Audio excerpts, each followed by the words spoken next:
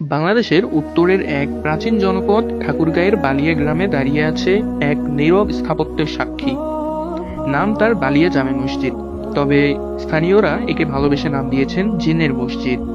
এই রহস্যময় নামের পিছনে আছে এক বিস্ময়কর লোককাহিনী। জনশ্রুতি অনুযায়ী এক অমাবস্যার রাতে জিনপরীরা মসজিদ নির্মাণে হাত দেয়, তবে সূর্য ওঠার আগেই কাজ অসমাপ্ত রেখে অদৃশ্য হয়ে যায় তারা। সেই থেকেই এই মসজিদকে ঘিরে তৈরি হয় কল্পনা আর কাহিনীর মিশেল।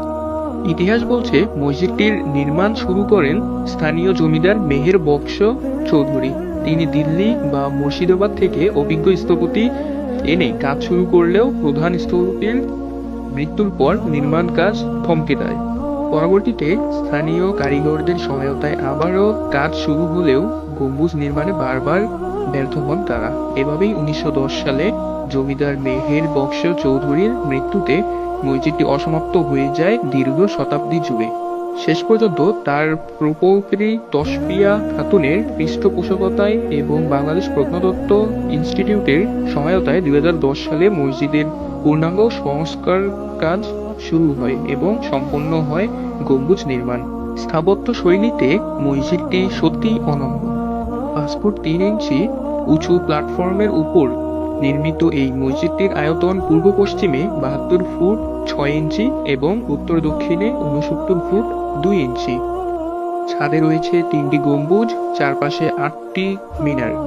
চুনসুরকি ও হাতে পোড়ানো ইট দিয়ে নির্মিত এই মসজিদের দেয়ালে ফুটে উঠেছে কলস, বাটি, পদ্ম, ঘণ্টার মতো আকর্ষণীয় নকশা।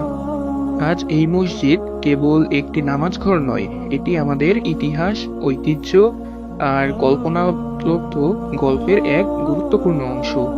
বালিয়া জামে মসজিদ, যেখানে স্থাপত্য, ইতিহাস আর লোককাহিনী মিলে সৃষ্টি হয়েছে এক বিস্ময়কর সময়গাথা। ঠাকুরগাঁও জেলার বুকে থাকা এই নিদর্শন এখন শুধুই ইবাদতের স্থান নয়, এটি হয়ে উঠেছে পর্যটকদের আকর্ষণ এবং ইতিহাস প্রেমীদের গর্ব। বালিয়া জামে মসজিদ আমাদের অতীতের সাথে বর্তমানের এক সংযোগ, যা প্রজন্মের পর প্রজন্ম ধরে ইতিহাসের কথা বলে যাবে।